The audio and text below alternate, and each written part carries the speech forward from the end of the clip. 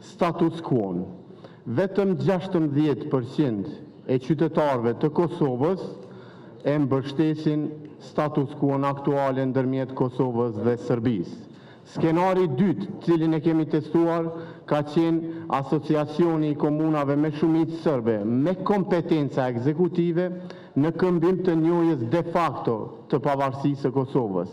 Vetëm 10% e qytetarëve të Kosovës e mbështesin këtë skenar.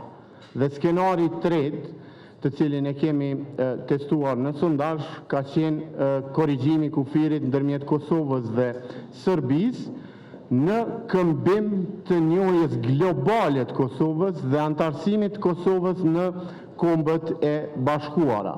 Mbështetja për këtë sondazh nga qytetarët e Kosovës ka qenë në vlerën 30%. Reflecting the character of the population, 90% of our respondents are Albanian, 9% are Serbs, so we actually oversampled the Serbs in order to get sufficient numbers for analysis, and only 1% from the other ethnic groups. Average age was 38, and 58% were men. So there's an overrepresentation of men in the sample, which is not uncommon in this kind of survey, and we have carried out various statistical tests to check for any biases. So turning to our first question, which is about whether ordinary citizens agree with halting of the dialogue. Here we have a very clear picture, as has already been mentioned, that the majority of the population is against halting the dialogue.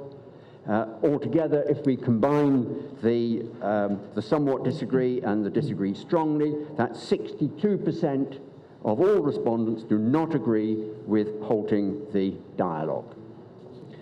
But then we turn to the question of the red lines. By red lines, I mean issues on which people do not really wish to compromise. And we looked at a number of red lines, and one is whether Gazivoda Lake should remain within Kosovo's territory or should be given to Serbia. And overall, for 87% of the population in our sample, there is the feeling that Gazivoda Lake should remain within Kosovo's territory.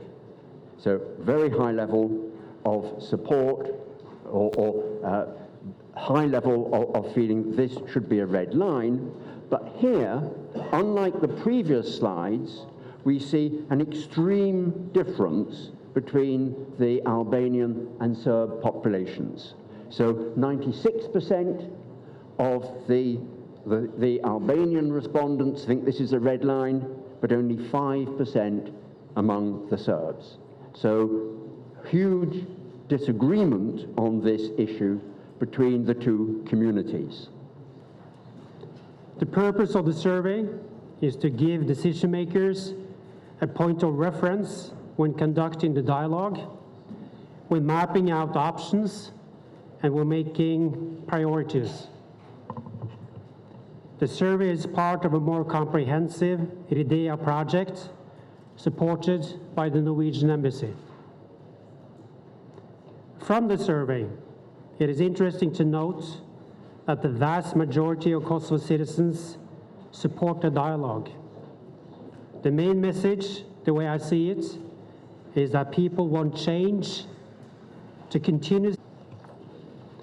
The dialogue between Kosovo and Serbia gained traction last summer after having been on hold for more than a year.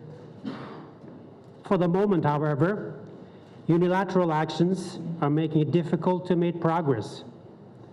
I do hope that these actions will stop to give the dialogue a fair chance to succeed and maybe reach a final agreement sometime later this year. Kosovo needs more consensus and engagement in the dialogue with Serbia across party lines. State institutions should try to build a critical mass of support for the dialogue process I think this is gradually happening. It should be an inclusive process, including not only key policymakers, but also other stakeholders and civil society.